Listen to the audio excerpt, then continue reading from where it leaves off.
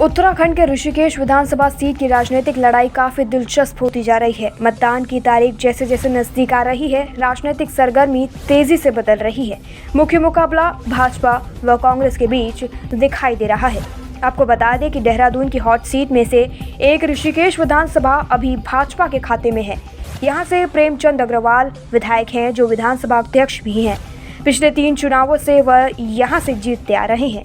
वहीं कांग्रेस ने इस बार चुनाव मैदान में जयेंद्र रमोला को अपना प्रत्याशी घोषित किया है।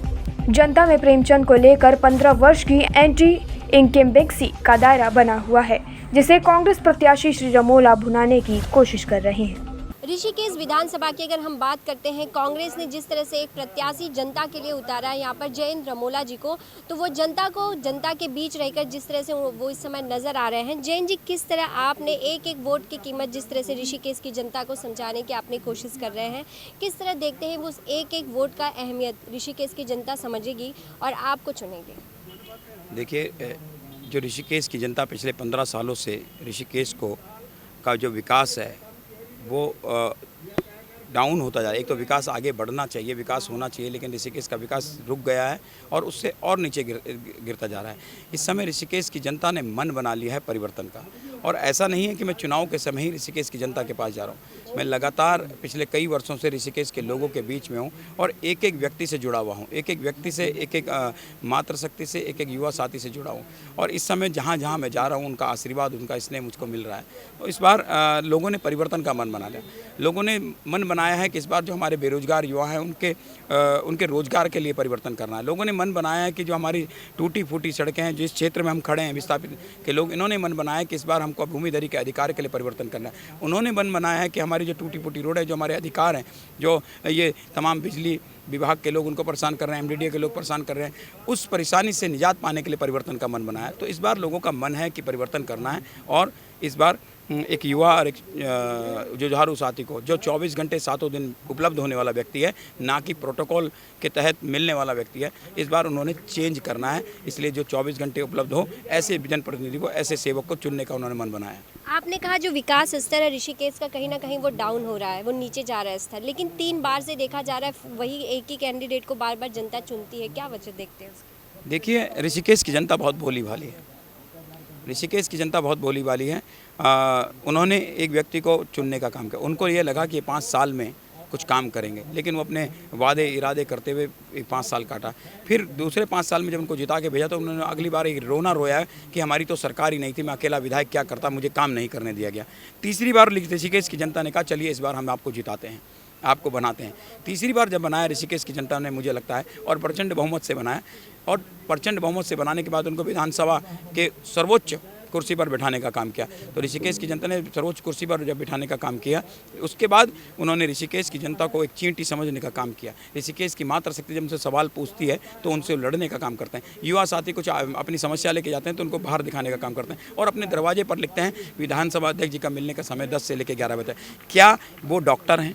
क्योंकि डॉक्टर के दरवाजे पे लिखा होता है डॉक्टर के मिलने का समय इतने बजे से इतने बजे तक, DM साहब के मिलने का समय इतने बजे तक, जनप्रतिनिधि के मिलने का समय 24 घंटे 7 दिन होना चाहिए। तो इसलिए इस बार ऋषिकेश की जनता ने मन बना लिया कि जब हम इसे सर्वोच्च कुर्सी पर बिठा सकते हैं तो हम इनको ज़मीन पर भी ला सकते हैं। जनता ये सोचती है, लेकिन जनता का ये भी कहना होता है जब इलेक्शन होता है तो सभी नेता हमारे बीच जो आते हैं उनका यही कहते हैं कि हम आपके बीच रहकर कार्य करेंगे।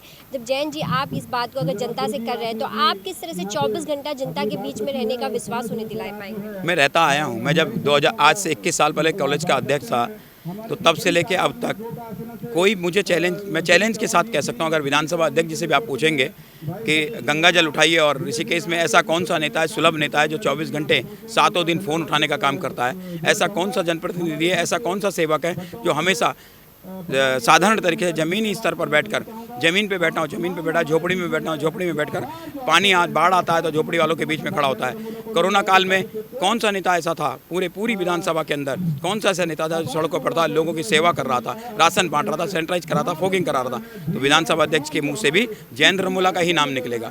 तो वो केवल बदले की भावना से काम करने का काम करते हैं। वो लगातार मुझ पर आरोप प्रत्यारोप भी लगा रहे हैं, और इससे पूर्व में उन्होंने मुझ पर कई मुकदमे भी दर्ज कराने काम किया, झूठे मुकदमे दर्ज कराने काम किया। लेकिन उनको जनता इस बार इस तरह की की कृत्य करने के लिए, इस तरह के पाप करने के लिए, इस तरह के गुंडागिर्दी करने के लिए उनको जवाब देगी। उनको इस बार वापस उनके घर डोईवाला भेजने का काम करेगी। ऋषिकेश की जनता से आपकी अभी क्या अपील होगी इस चुनाव के बीच में? क्या जो आप प्रॉमिस और जो आप लोगों से एक वादा की बात कर रहे हैं वो आप पूरे करने के लिए कितने आप तैयार हैं? देखिए ऋषिकेश, मैं बहुत लंबी रेस का घोड़ा बनना चाहता हूँ, मैं बहुत लंबा खेलना चाहता हूँ। इसलिए मैं ऋषिकेश की जनता से जो वादे करूँगा उसको पूरा करने के लिए मुझे किसी भी स्तर तक जाना पड़े, मुझे किसी भी स्तर तक, चाहे मुझे स्वयं आंदोलन करना पड़े कि मुझे अगर ज़रूरत पड़ेगी कि मेरे ऋषिकेश के लोगों के कार्य नहीं हो पा रहे हैं, सरकार से कार्य नहीं हो पा रहे हैं, तो हम जाएंगे अपनी सरकार के मुख्यमंत्री के पास, जाके उनके चरणों के पास बैठकर उनके पास बैठने का, धरना देने का भी काम करेंगे। मुख्यमंत्री जी, जब तक हम आपके चरण नहीं छोड़ेंगे, जब तक मेरे ऋषिकेश के लोगों की समस्याओं का समाधान नहीं हो जाता। तो ऋषिकेश की समस्याओं के समाधान के लिए मैं एक कार्यकर्ता के रूप में, एक सेवक के रूप में कार्य करने के लिए उनके सारे वादे पूरे करने का वचन लेता हूँ। तो आपने जिस तरह से कि देखा कि जयेंद्र रमोला जी एक सेवक के रूप में कार्य करना चाहते हैं यहाँ की जनता के लिए, और इसलिए वो ऋषिकेश के इस विधानसभा के जिस तरह से प्रत्याशी, कांग्रेस ने उन्हें प्रत्याशी बनाया, तो उनका यह कहना है कि यहाँ की जनता के लिए 24 घंटे वो उपलब्ध होंगे, उनकी हर समस्याओं को दूर करने का भी काम करेंगे। अब देखना यह होगा कि यहाँ की जनता 14 फरवरी के दिन किस तरह से अपने एक एक कीमती वोट को देखकर और यहाँ पर जयेंद्र रमोला जी को इस वोट से प्यार देकर उन्हें यहाँ का सेवक बनाकर यहाँ पर कार्य करने का मौका देती है। बस आप हमारे साथ ही बने रहिए आगे और भी खबरों के लिए। आप देख रहे हैं सक्षम न्यूज इंडिया, सबसे पहले सबसे तेज।